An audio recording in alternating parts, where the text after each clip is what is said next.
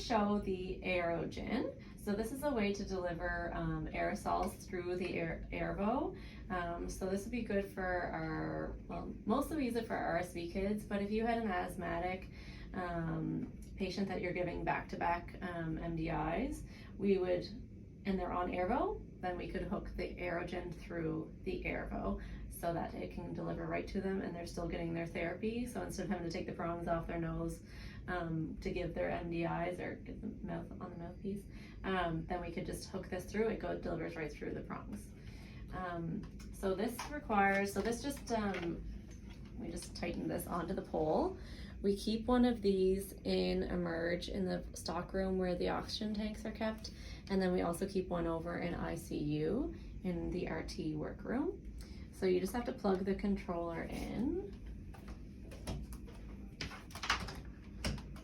And then the Airvo has to have this setup on it, so with this blue plug. So then I take this piece, which we'll have in the bag with the nasal prongs, the Airvo nasal prongs, and then they're also kept over in the ICU RT room. So you just open this up, and then this just sits. It's like a little cup. So you unplug this, and then this just sits right in like this. So what you need to make sure is that this is sitting up so that the fluid or the medication can go right down. And what it is, it's a vibrating mesh nebulizer is what they call it. So it gives very fine particles.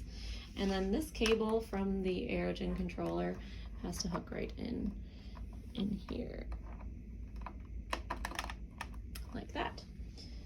So then you would put in your Ventolin or your Atrovent or both. You can put them both together, or your CombiVent, whatever it is. You just open this little piece and you put it in. You do not need to dilute with saline for this. You just put it right in, and then after you should rinse it with some saline. So I'll just show you just with the pink neb so you can see. So I'm just going to squirt this in here. You don't need, there's no minimum or maximum amount. Max would be, I guess, full, but there's no minimum amount. And then I have to just press on the controller.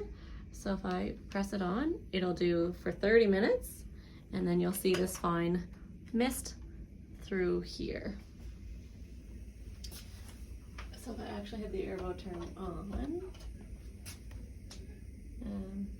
So yeah, you want to watch and make sure you see a really, like, you'll see a very fine mist when there's actually flow going through the system. And then it doesn't take very long to run through. Ideally, the rep says to decrease the flow on the Airvo if the patient can tolerate it. So if the patient's work or breathing is okay, you could decrease the flow. Say they're on 60 liters, put them down to, say, 30 liters while this is being delivered. But my only caution with that is that you have to make sure you're standing there so that you can remember to turn it back up once the Airvo's done, or Aerogen's done delivering. So now it's a little harder to see the mist, but it is still going through if you look very closely, which you might not be able to see on camera, but it is still delivering through there. So the patient would be getting it. So the very fine mist is supposed to help with better deposition, so the patient should be getting more of the medication, but then again, if we're using high flows, a lot of it is going to be washed out. So that. And then whenever it's done running through, this will just turn off. If I want it, like, there is a continuous option, but we would have to have like an IV kind of setup situation happening. But to get to it, you just press and hold for a little bit and it would switch to the continuous mode, but you won't have to do that. So even if you're giving like back to back, you give it, you can run it for 30 minutes or whatever, and then you can just give another one. Make sure you press the button on again each time. Okay, and reach out if you have any questions.